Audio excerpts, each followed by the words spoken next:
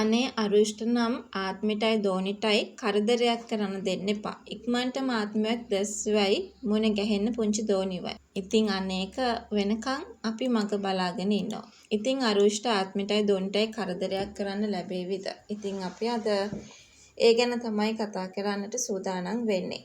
ඉතින් වීඩියෝ එකට යන්නට කලින් සිහිපත් කරනවා මේ වගේ වීඩියෝස් දිනපතාම බලන්නට ඔයා කැමැත්තක් වගේම උනන්දුවකුත් තියාගෙන ඉන්න කෙනෙක් නම් එහෙනම් ඔයාට පුළුවන්කම තියෙනවා මගේ channel එක subscribe කරලා මාත් එක්ක එකතු වෙන්න.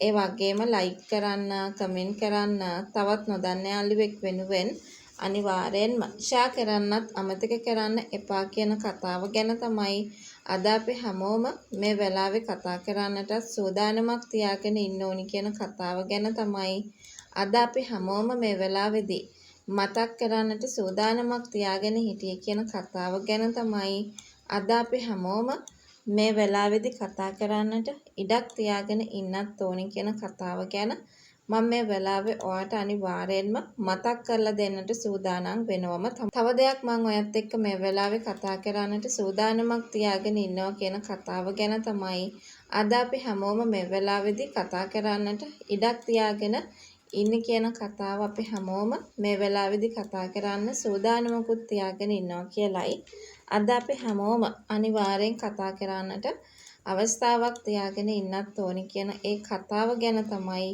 මම මේ වෙලාවේ ඔයත් එක්ක කතා කරන්නට සූදානමකුත් තියාගෙන ඉන්නේ. මේක හරිම විශේෂ දෙයක් විදියට අපි හැමෝටම පෙන්වන්නට හැකියාවක් ලැබෙනවා කියලයි මම අද කතා කරන්නේ.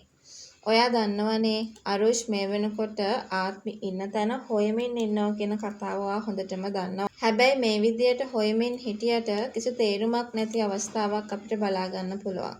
ඒ තමයි අරුෂ්ට පේෂලන ආත්මි ඉන්න බවක්වත් හඟවන්න කටයුතු කළේ නැහැ.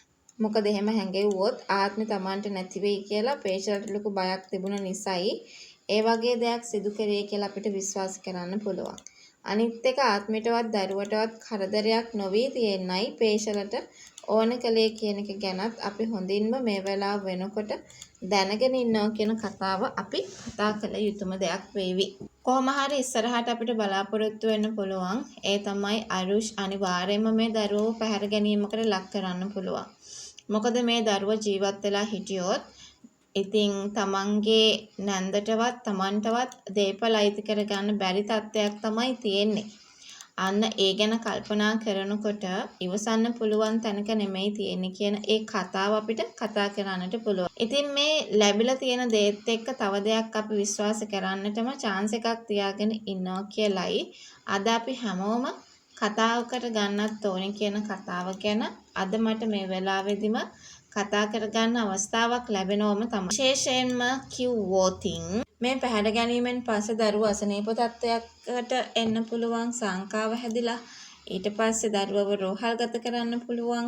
අන්න එහෙම ගිහිල්ලා අනිවාර්යෙන් ආත්මිටයි දෙදෂ්ටයි මොන ගැහෙන අවස්ථාවක් හැදෙන්න ඉඩක් තියෙනවා කියලයි අපි මතක් කරන්නේ.